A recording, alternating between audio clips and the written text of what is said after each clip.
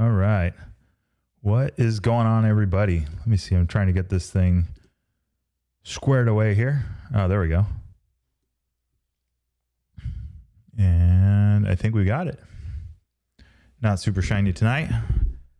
You guys probably can't even see me. So let's move this over back to that. And let's go with, get rid of that one. There we go. Technical difficulties, sort of.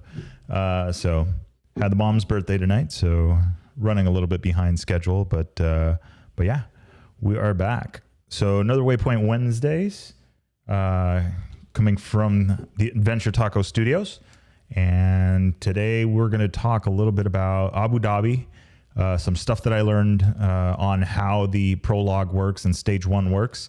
And then some other random stuff I've been looking at. So looking to get some input, feedback from you guys and what you guys think. So with that being said, let's get right into it. So Abu Dhabi Desert Challenge going on right now in Saudi Arabia. As a matter of fact, if I'm not mistaken, I think those guys are getting ready for the last or second to last stage. I'm going to look down here really quick, and so we can check the standings and find out a little bit more about it and see where we're at. So it was kind of curious because I saw that some of the guys, I can't even start the show yet. We don't have the lights on. Okay, now it's a party. All right, so let's see here. They're going tracking and timing. Yes, I know all of that. All right. Okay, so let's see. Where are we at? Come on, hurry up. You can do it. We're at the mercy of the internet here and the new, here we go. Okay, stage 5 is getting started in 7 minutes. Okay, so let's talk about stage 4 and what just happened. So final stage getting started here in just about 7 minutes. Let's see, last time we were talking, they were getting ready for stage 3 or had just done stage 3. Let's look at the classifications overall through stage 3. Sam Sunderland on the gas is your leader. Matthias Wagner second and Kevin Benavides third, with Pablo Quintanilla fourth, Brabeck fifth, Price sixth. That was through stage 3. Stage 4, which was last night. Let's see here. On the stage, we saw Benavides with the win, Toby Price second, Pablo Quintanilla third, Ricky Brabeck fourth, John Rodriguez fifth on the hero, then Skylar House sixth, Cami in seventh, Sunderland eighth, Cornejo 9th, Mason Klein 10th. Yes, top 10. And then leading the way. So Mason Klein leading the way for the Rally 2 class, which is awesome. Getting some points scored in and making that happen. So definitely stoked to see that happening. Santolino in 11th on the Sherco. Matthias Wagner 12th for the Red Bull KTM. Ross Branch on the Hero. 13th, and then Lucci on the 14th for the Solaris, and then Dumatier, which I believe is the second competitor in the Rally 2 class, finishing 15th on the HT Husqvarna. So that was through yesterday's stage. Like I said, they're literally minutes away. I mean, before we're done with this podcast or with Waypoint Wednesdays, they will be starting the last stage for the event. So stage 4 saw these guys run 243 kilometers worth of special and 153 kilometers of liaison. So another long day on the bikes. That was the second day of the marathon stage. So for those of you playing the home game, the marathon stage is you basically get started, you race to a certain point, no additional, everybody goes Malimoto, no additional outside help, no everything. I mean, it's just, you're there by yourself, with the other bikes that are on your team. You guys can help each other out, but there is no outside assistance. And then generally there's things like, you have to ride the same tires. You have to do this, and the other. So slight variations there, but basically you're out on your own and then you race back. And then that means they would be racing back for stage 4. And now stage 5, they should have clean prep bikes ready to go and ready to take a step off the swing set. So something very interesting that I learned. And actually, I thank Skylar House for shedding some light on this in the pro class, is that the way that they got the whole party started with the prologue, right? It was 2.2 kilometers, which is like nothing. But there was something interesting about it, and there was a wild card thrown in there where the time that you finished in the prologue was actually 8 seconds. So it's a 1 for 8. So for every second, it was actually worth 8 seconds worth of time. How does that change things? And I know we're talking about this like at the end of the rally, but it was kind of hard to figure out at first what they were doing. But basically what they're doing is that they're preventing people from sandbagging and basically choosing their starting position for the next day. So what they would do is, or what they did in this case, is then you finished your starting order or you finished your prologue, and then based on, you would then look at, it was, if I remember correctly, prologue plus stage 1 was starting order choice for stage 2. So if you were in the top riders, if you were the first to finish, you had first choice at where you were going to start. So you actually got to pick your starting position based on your times. Now, what happens with 1 to 8 and makes it interesting is that you have to be, if you're going to play the game, you have to be really, really good at it, because for 1 second that you're off, you actually lose 8 seconds. And in a 2.2 kilometer stage, there's some explicitive terms but something about do something and find out is definitely a gnarly like penalty right there, because literally like you're talking 2 seconds the time it takes you to let the clutch out and get the bike up to speed. You could be costing yourself 16 seconds and moving yourself way down the starting order, which means you're either going to start where you decided or where you basically qualified, because the people ahead of you would have picked all the spots ahead of you because they want to pick the furthest spot back, which means screwed around and you ended up putting yourself in 20th. So now you got 19 guys in front of you that are all picking the spots, and you bet that number 19 at the very least picked the second spot. So he wasn't at least the first one off. So if you finish 20th, you got to hope that somebody that finished 21st, 22nd, 23rd, 24th, they're all going to have to start taking spots in front of you, because all the fast guys are all in that middle of the pack order, or they're in a more favorable position. And for those of you guys that remember the Dakar coverage, and we were talking about that, is that with the Dakar coverage, we talked about how it's very important to figure out like, okay, well, I kind of want to be here, or you see those guys, right, where your guy was leading, right, your rider, your guy for the day is leading, and then all of a sudden he falls off the order, and that's because they're calculating their times and they're trying to get a better starting position for the next day. And that makes a very big difference, because now instead of you being the one that leads out, which is the guy that leads out is usually the one that loses the most time, now you have a chance to get a few guys in front of you, and then you're able to follow some tracks. In the dunes, if it's not windy, which Skylar and both Mason and Skylar both mentioned that it was dusty and windy, and it was pretty gnarly. If you have tracks in front of you to follow, you're going to make up time. It's pretty difficult to not make up time when you have tracks to follow. Though it has been said and it has been proven that there is a wild card in there, in that if you got enough guys that get lost and they lay down tracks in the wrong direction, you could be going that way. So if you listen to a lot of the guys that run rally books and have done a lot of stuff, like, Mason, look at the stack of rubber bands. He's ran so many road books in just getting prepared for what he's up to now.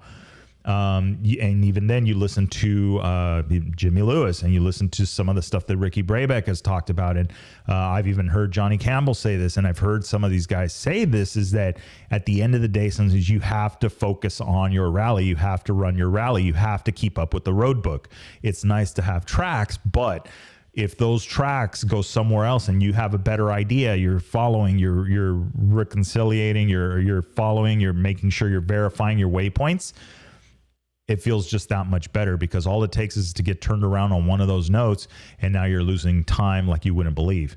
And while it's quick to lose time, it's even more difficult to gain it back. So those 8 seconds that we were talking about, bringing this all back, if you're 1 second off, you spend 1 second too many, that's 8 seconds.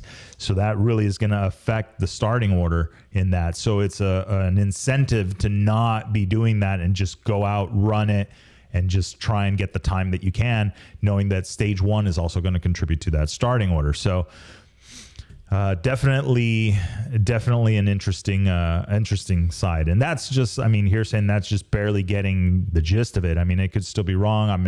If stage 1 did even count for that. But at the end of the day, how it's working out and where we're at, we're starting the final stage here in just a couple of minutes. So it's pretty stoked to see that. Let me see here. Jump back over to the standings, classifications. So through stage 4, in your overalls, and I'm looking at this here. Okay, so right now, overall, for the Abu Dhabi Desert Challenge 2022 through stage 4, you have Sam Sunderland on the gas, 14 hours, 33 minutes, and 27 seconds. Pablo Quintanilla in the number 2 spot on the Monster Energy Honda, 14:33.50. So 23 seconds between Sunderland and Quintanilla. Toby Price in the number 3 spot on the Red Bull KTM Factory, 14:35.09, 1 minute and 42 seconds back. Ricky Brabeck, number 4 on the Monster Energy Honda, 14:36.01. So 14 hours, 36 minutes, and 1 second. That puts him 2 minutes and 34 seconds behind the lead. They have Joaquin Rodriguez in number 5 spot on the Hero Motorsports. So good showing for Hero Motorsports, top 5 right now. 14:38 and 36 seconds with 5 minutes and 9 seconds back.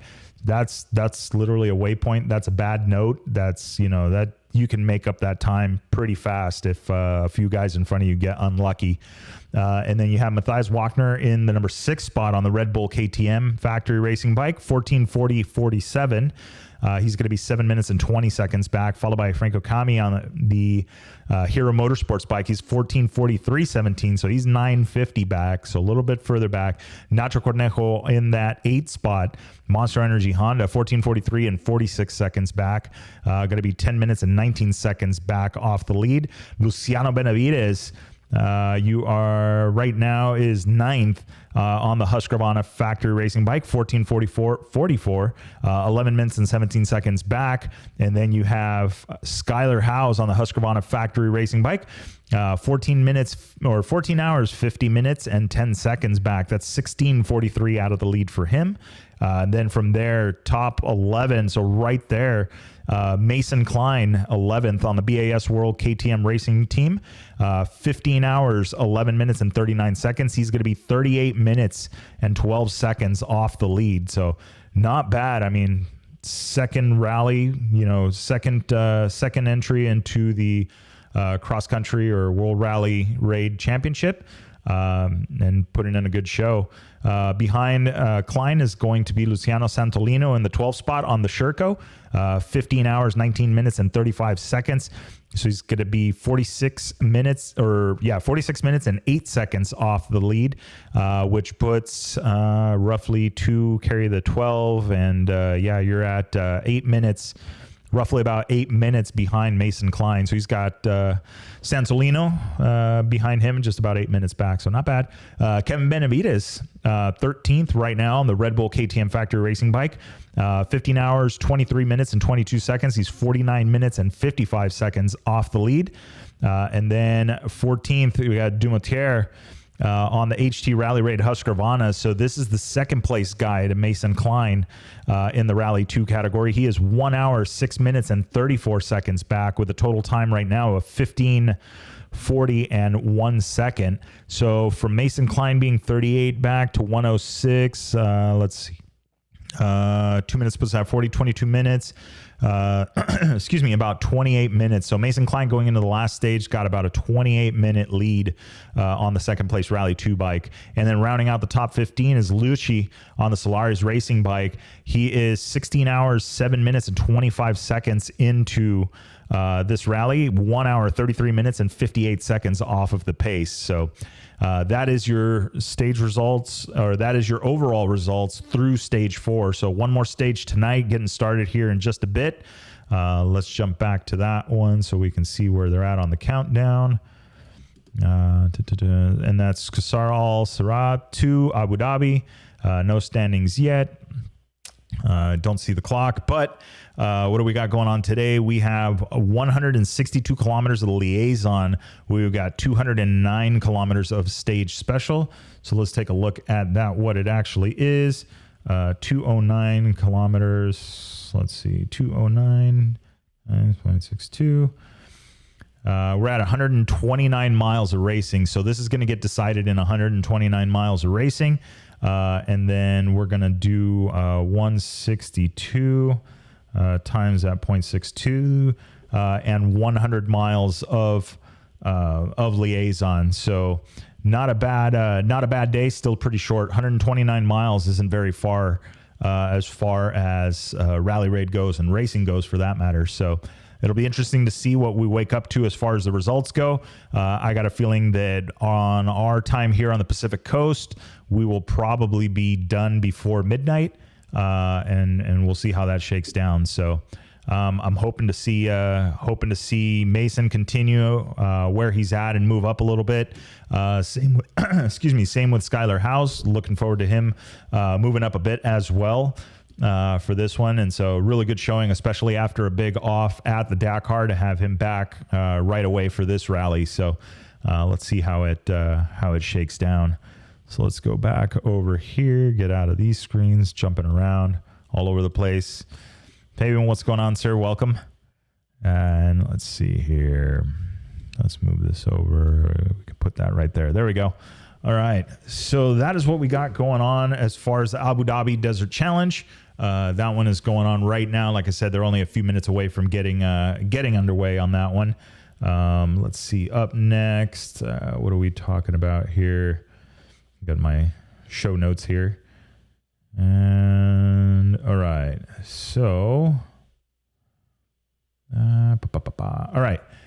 Next, that we were talking about, and this has actually been, I haven't really officially done an episode or talked about this, but something that we've been working on, or that I've been working on, is figuring out a rig for, I know, completely changing gears, but figuring out how to get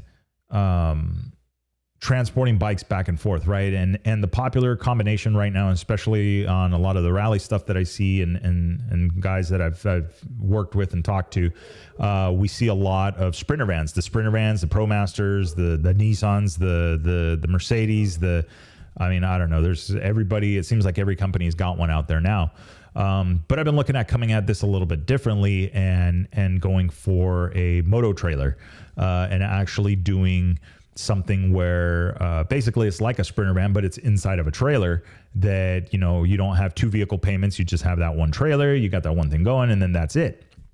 So I'm kind of looking at, you know, okay, well, what's the best setup? What's the right size? How many bikes are you carrying? How much tools are you carrying? What's all of this stuff going? So I've really been focusing on, you know, what's getting that size down. So I don't know what you guys think. I mean, I'm just throwing that out there. I feel like I want to talk more about that on next week's Waypoint Wednesday, so we could talk a little bit about that, and specifically about, you know, what you guys might be running. So if you guys are watching this video later and not live, definitely check it out and drop some comments below. I really want to know, you know, what you guys what would you go for? You know, is it the spend the money on a Sprinter van and getting that set up, or is it going to be something where you just get a trailer and do that one? So I don't know. We'll see what you guys think. But yeah, so that was pretty much the stuff that I had tonight. Like I said, it's a short night. Didn't have a lot of time to prepare for the show. Family engagement. So, got to do the family time every once in a while. So I'm looking forward to talking a little bit more and doing another show. If you guys haven't already, don't forget, like, subscribe, hit that bell. You'll get the notifications. And then also, don't forget, subscribe to the Chasing Waypoints podcast. It's awesome. I really appreciate you guys sharing and getting the information out and promoting it and talking with people about it, because we can see it. And like I said, we're officially over 60 countries with plays across the world. So I'm looking forward to growing even more, getting some more people on the show and talking on that. We're working on guest lists. We're working on more stuff. We got a couple of project bikes. I got a notification from Raid Garage that the new auxiliary tank kit for the front is coming. I still have the Rottweiler, one of the prototype rear tanks here that are going to be available soon, that we're going to be putting on there. So I'm excited. And then we've got the Get On ADV rally coming up at the end of April. So that's what we're going to be getting ready for. Project 501 is coming along nicely. I got some more parts from Rally Moto Shop that arrived, so I'm able to mount the road book and get moving on this thing. We're waiting on suspension out of Texas from Conflict, so we're getting close, and yeah, I'm getting excited. And Fabian, yeah, for long enough, yeah, box trailers are less expensive, but you got to have a rig to tow, and so I don't. Then what's the daily driver? So I don't know. Let's talk about it next week. Put together some ideas. Let's build a trailer. Let's see what we got. So anyway, with that being said, guys, short episode tonight. Thank you very much for tuning in. And if you're tuning in later and didn't get to see this live, you weren't subscribed and didn't have the notifications on. So make sure you get that handled for the next one. And then also keep on the Instagram for Chasing Waypoints _official. We've got all that stuff going on there as well. The guy from Every Single Sunday, Travis, down in Baja right now with the Ready to Ride rentals down there also. So checking out some of his stuff, and I've been sharing it. So I hope you guys are following along with his adventures as well. So anyway, with that being said, thank you guys. We'll see ya.